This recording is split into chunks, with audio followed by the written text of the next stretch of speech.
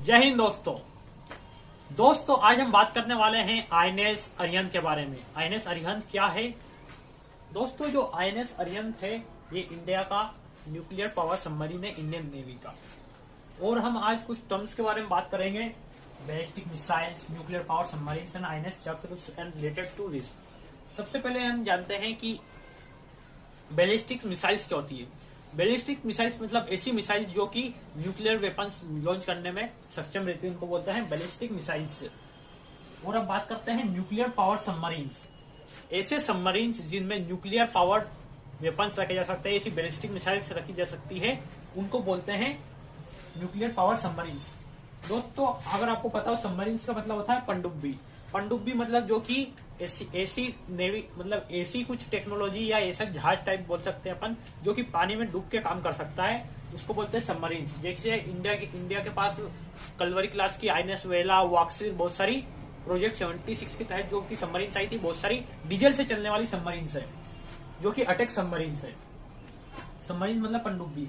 ऐसा माना जा सकता है कि जिसकी नेवी बहुत पावरफुल होती है, वो मतलब पूरे वर्ल्ड पे एक तरीके से उसका छाप रहती मतलब। तो इसलिए हर देश ये चाहता है कि उसके पास न्यूक्लियर वेपन पावर सबमरीन हो। इसलिए इंडिया भी न्यूक्लियर वेपन पावर सबमरीन बनाने में लगा हुआ है। इंडिया का प्रोजेक्ट चल रहा है रशिया के साथ न्यूक्लियर पावर सबमरीन बनाने के लिए, जो कि है आईएनएस अरिहंत एंड आईएनएस अग्निहट।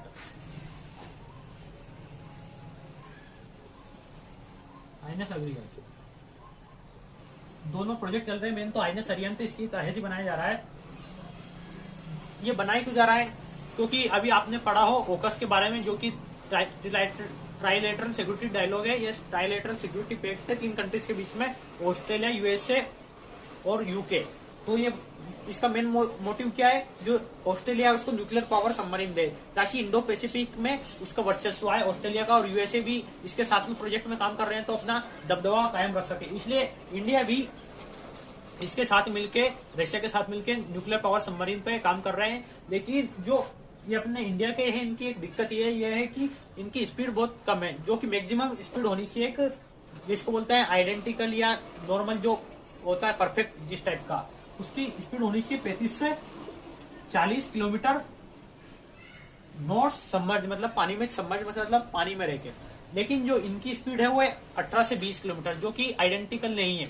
इसलिए अपन जो टेक्नोलॉजी डेवलपमेंट में काम कर रही है इंडियन नेवी, और साथ में जो पहले जो ऑस्ट्रेलिया था वह यूएसए का हिस्सा, जो फ्रांस की जो कंपनी थी, मतलब जो प्रोजेक्ट चल रहा था उसका हिस्सा था, और उसने जो 43 बिलियन का प्रोजेक्ट चल रहा था उसका हिस्सा था। लेकिन जब ऑस्ट्रेलिया उससे बाहर आ गया और ओकस का हिस्सा बन गया ऑस्ट्रेलिया, तो उसके बाद से इंडिया चाह रहा है कि इंडिया इसका फायदा उठाए और फ्रांस के साथ मिलकर न्यूक्लियर वेपन सबमरीन बनाए। लेकिन दिक्कत यह है कि जो फ्रांस की जो टेक्नोलॉजीज होती है वो बहुत महंगी होती है।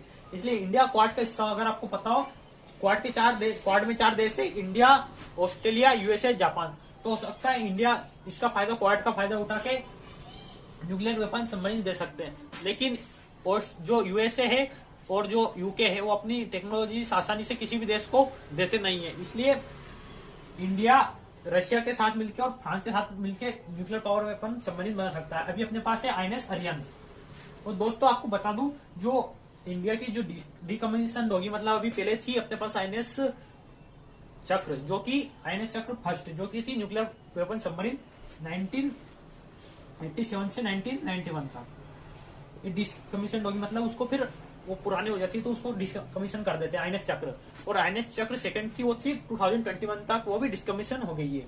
अभी अपने पास 2021 में है आईएनएस अरिहंत, और 2023 में वापस एक और इसका सेकंड S4 मॉडल आ जाएगा 2023 तक। और जो आईएनएस चक्र है फर्स्ट वाली, वो बनाई थी सोवियत चार्ली प्रोजेक्ट के तहत, और जो आईएनएस चक्र द्वितीय है ये भी जो रशियन प्रोजेक्ट के साथ मिलकर बनाई थी। इसलिए अगर ऐसा माना जाता है कि किसी भी देश की नेवी सबसे पावरफुल हो, तो वो देश पूरे मतलब विश्व पे कंट्रोल कर सकता है, जीत पा सकता है। इसलिए पुराने समय में आपने देखा होगा कि जिस देश की भी नेवी बहुत तगड़ी रहती थी, भारत की नेवी भी बहुत पावरफुल थी पहले। इसलिए अब इंडिया अपनी नेवी को बहुत पावरफुल बनाने में लगा हुआ है। और इंडियन नेवी के पास अब डीजल सबमरीन भी है, डीजल अटैक सबमरीन, जो कि कलवरी क्लास की है, जैसे आईएनएस वेला, वाक्सिर, इस प्रकार से। और अब इंडिया न्यूक्लियर पावर सबमरीन बनाने में लगा हुआ है, क्योंकि इंडिया एनपीटी का हिस्सा नहीं है। अगर एनपीटी का हिस्सा होता है इंडिया, जो कि न्यूक्लियर नॉन प्रोलिफरेशन ट्रीटी है, तो फिर वो अपन जो न्यूक्लियर पावर सबमरीन नहीं बना सकते थे। इसलिए अब इंडिया अपनी नेवी को बूस्ट करने में लगा हुआ है, ताकि इंडिया भी पूरे इंडियन ओशन रीजन है, जो इंडिया के नीचे वाला और इंडियन इंडो पैसिफिक रीजन है, उसमें अपना वर्चस्व ला सके, और जो एशियन कंट्रीज है जैसे वियतनाम और ये फिलीपींस, ये अपने इंडिया को सपोर्ट कर सके और उन पे निर्भर हो सके। इसलिए इंडिया के लिए ये प्रोजेक्ट बहुत ही इंपॉर्टेंट है। अगर दोस्तों आपको वीडियो अच्छी लगी हो तो इसे लाइक करना ना भूले और साथ में चैनल को सब्सक्राइब कर ले। थैंक यू, जय हिंद।